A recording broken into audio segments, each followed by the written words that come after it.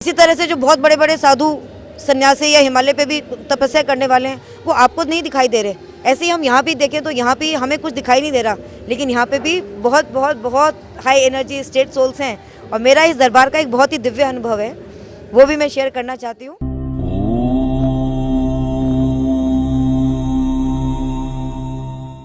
इसी तरह से जो बहुत बड़े बड़े साधु सन्यासी या हिमालय पे भी तपस्या करने वाले हैं वो आपको नहीं दिखाई दे रहे। ऐसे ही हम यहाँ भी देखें तो यहाँ भी हमें कुछ दिखाई नहीं दे रहा, लेकिन यहाँ पे भी बहुत बहुत बहुत हाई एनर्जी स्टेट सोल्स हैं। और मेरा इस दरबार का एक बहुत ही दिव्य अनुभव है, वो भी मैं शेयर करना चाहती हूँ।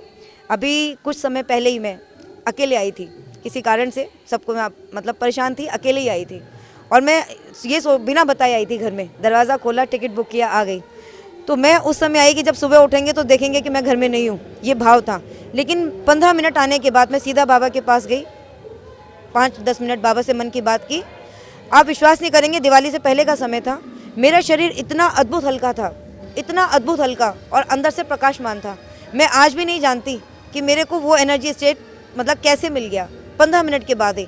और मैंने घर पे फ़ोन किया, सब घर में बिल्कुल ठीक था, कोई डर नहीं था कोई। और मैंने 4 दिन तक उस एनर्जी स्टेट को मेंटेन रखा। ना मैं गुरुजी से मिली थी, ना मैंने कोई रिचुअल किया था, बस मैं बाबा के पास ही बैठी थी। तो जो आएगा, जो सच्चे भाव से जुड़ेगा, आपको ये याद रखना है कि मन ही जोड़ता है। और ये भी एक साइंस है। आज मतलब हम जितना साइंस के लेवल पे पहुंच पाए हैं, पहले हम ये मानते थे कि मैटर की सबसे स्मॉल यूनिट एटम है। एटम में हम देखते थे कि उसके सेंटर में प्रोटॉन और न्यूट्रॉन है और इलेक्ट्रॉन रिवॉल्व कर रहे हैं। लेकिन क्वांटम साइंस कहती है कि इलेक्ट्रॉन, प्रोटॉन और न्यूट्रॉन बने हैं सब एटॉमिक पार्टिकल से, जैसे lepton particle, quark particle, boson particles, right. उनके बीच में एनर्जी फील्ड्स हैं। फिर ये जाना गया कि सब एटॉमिक पार्टिकल को भी कौन बना रहा है, तो फिर ये बनाया जाना स्ट्रिंग थ्योरी ने कि वो है वाइब्रेशंस। जब वाइब्रेशंस अपनी वाइब्रेशनल फ्रीक्वेंसी पे वाइब्रेट करते हैं तो वो डिफरेंट तरह के सब एटॉमिक पार्टिकल्स बनाते हैं। तो ये वाइब्रेशंस क्या है? यही आपके संकल्प हैं, यही आपके संकल्प हैं। आप किसी को गाली भी दे सकते हो, आप किसी को प्यार भरे शब्द से भी बोल सकते हो। न्यूटन का 3rd लॉ समझाते हो, जो देता है वो आता है। आप गाली दोगे, आपको लग रहा है कुछ नहीं हो रहा, आपको ये नहीं पता कि यदि आप पानी को गाली देते हो तो उसका स्ट्रक्चर डिस्टॉर्ट हो जाता है। जब आप किसी दूसरे को गाली देते हो, उसके अंदर भी 80% वाटर है, तो वही एनर्जी फील्ड आप अपने अंदर लेकर आओगे और फिर आप गाली देने वाले बन जाओगे। तो जितने भी यहाँ पर आपको भूत पिशाच नजर आते हैं वो गालियाँ ही दे रहे हैं। तो ये क्लियर कट एविडेंस है कि लोअर एनर्जी फील्ड आपकी बॉडी में किस तरह एसोसिएट होती हैं, और जो आप बन जाते हो वैसी एनर्जीज आपके साथ एसोसिएट होती चली जाती हैं। डिफरेंस बाहर की दुनिया में और आश्रम के अंदर की दुनिया में क्या डिफरेंस है?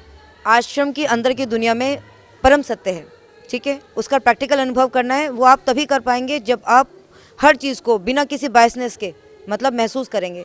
जिसको भी सत्य की तलाश हो जीवन में, किसी भी रूप में, चाहे आपको अध्यात्म के रूप में, साइंस के रूप में, या मतलब किसी भी रूप में, हर किसी की, क्योंकि एक घर गृहस्थ वाले जो इंसान है उसकी एक अलग चाह हो सकती है। तो जो इंसान जिस भाव से जुड़ा है उसे यहाँ पर आकर के परम सत्य ज़रूर मिल जाएगा, ऐसा मेरा मानना है।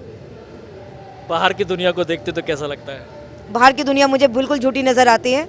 मैं ये भी कहूँ कि मैं जो साइंस अब तक पढ़ती आई, या मैं जो स्टूडेंट्स को भी पढ़ाती हूँ, मुझे लगता है कि मतलब हम झूठ को ही कैरी फॉरवर्ड कर रहे हैं। लेकिन कहीं ना कहीं मैं अपने पाथ को बहुत ही जल्दी स्विच कर लूँगी, और जिस दिन इसको मैंने स्विच कर लिया, ये मैं इसके वर्ल्ड लेवल तक लेके जाऊँगी, ऐसा मेरा मानना है। मैं बाबा से यही प्रे करती हूँ कि जो साइंटिस्ट बिलीव नहीं करते है ना, उनको एक दिन सत्य दिखा पाऊँ और ये बता पाऊँ कि आप अपनी एनर्जी से ही अपना DNA बनाते हो। तो that concept I want to prove. मैंने एक रिसर्च प्रपोजल लिखना भी शुरू किया है, उसका मैंने टाइटल यही बनाया है कि जस्ट टू आइडेंटिफाई द मतलब soul energies based on the energy dynamics. तो सिर्फ एक एनर्जी डायनेमिक्स से आप अपनी एनर्जी से ही DNA बना रहे हैं। जब सोल एनर्जी की हम बात करते हैं, पैरानॉर्मल एक्टिविटीज़ की बात करते हैं, हम उसको मानते क्यों नहीं? हमारी गवर्नमेंट क्यों नहीं मानती है? देखिए, गवर्नमेंट साइंस नहीं मानती, मेडिकल नहीं मानता, क्यों? क्योंकि उनकी लिमिटेशन है। वो ये देखते हैं कि जो चीज़ उनको आंखों से नज़र आ रही है, उनको सेल समझ में आया, उनको DNA का स्ट्रक्चर समझ में आया। उन्होंने ये देखा कि पॉलीन्यूक्लियोटाइड चेन है, हेलिकल स्ट्रक्चर है, रिबन लाइक स्ट्रक्चर है, वो ये करता है, ये करता है।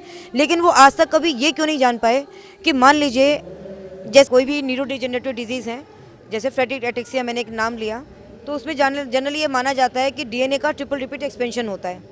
साइंटिस्ट ये देखते हैं कि यदि DNA में सपोज GG एक रिपीट सीक्वेंस है, वो यदि नॉर्मल इंडिविजुअल में 50 लेंथ है, तो वो किसी एबनॉर्मल इंडिविजुअल में 100, 200, 500, 1000 तक चली गई। और जितना ज़्यादा लेंथ बढ़ी, उतना ही ज़्यादा पर्सन अर्ली एज में डिजीज से सफ़र कर रहा है। लेकिन they don't know the cause. वो DNA को लेंगे, फिर वो सोचते हैं हम इस DNA के फ्रेगमेंट को कट कर देंगे, उसको रिकम्बाइन कर देंगे। नहीं, जब एनर्जी ही आपका डीएनए बना रही है तो उस डीएनए के टुकड़े को तोड़ने से क्या होगा, है ना। ब्लड ल्यूकीमिया में ब्लड को चेंज करने से क्या होगा, आप डालोगे उसकी एनर्जी फील्ड उस सही जो आप ब्लड डालोगे वो भी चेंज कर देगी, है ना। तो जब तक, इसलिए आज साइंटिस्ट इस बात को बिलीव नहीं करते, क्योंकि उनको लगता है जो चीज़ दिख रही है वही सत्य है, लेकिन सच जो है जो दिख रहा है उसमें नहीं है, सच जो है जो दिख नहीं रहा उसके अंदर है। तो जिस दिन वो इस चीज़ को देखेंगे, मतलब उनको रिलीजियस होना पड़ेगा। First of all the scientist should be religious. जब वो स्पिरिचुअल साइंस को देखेगा तभी वो मॉडर्न साइंस के साथ कनेक्ट कर सकता है। और एक चीज़ और, जो लोग सोचते हैं कि हमने हवन किया, मैं आपको एक बहुत कॉमन एग्जांपल से एक बात समझाना चाहती हूँ। फॉर एग्जांपल, हमारे खाल की ये स्किन है, इसके ऊपर मल्टीपल लेयर्स हैं।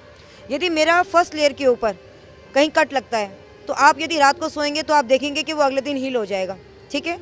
यदि थोड़ा डीप कट है, it will take a time for a week, और डीप कट है, मंथ लग सकता है। यदि मेरा घाव इतना ही बढ़ जाए कि इस खाल के अंदर मैं अपनी बोन तक देख सकूं तो मुझे उसमें टाइम लगेगा। इसलिए ही गुरुजी कहते हैं कि आपको धैर्य की आवश्यकता है। क्यों?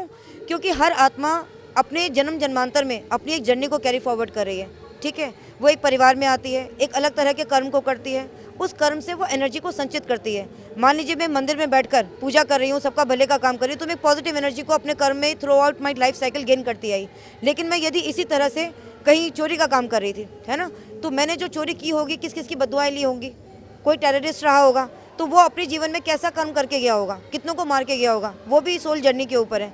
तो यही है कि कितना घाव आपका डेप्थ में है या ऊपरी है।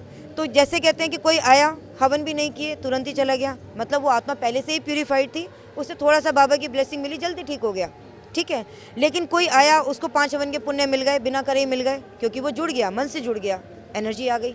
लेकिन जो सब कुछ कर रहे हैं, 8 हवन भी कर चुके, यंत्र भी कर चुके, उनको क्यों नहीं मिल रहा? क्योंकि उनकी खुद की जर्नी ही, मन का भाव ही उनका नहीं जुड़ा हुआ, है ना। जुड़े सही तो वो भी होंगे, लेकिन जिस तरह से सबसे लोएस्ट उनको ठीक होने में टाइम लगेगा, उसी तरह से उनको भी ठीक होने में टाइम लगेगा। आपका कोई सवाल हो जो आप गुरुजी से जानना चाहते हैं या कोई जानकारी चाहते हैं तो कृपया इस नंबर पर व्हाट्सएप करें।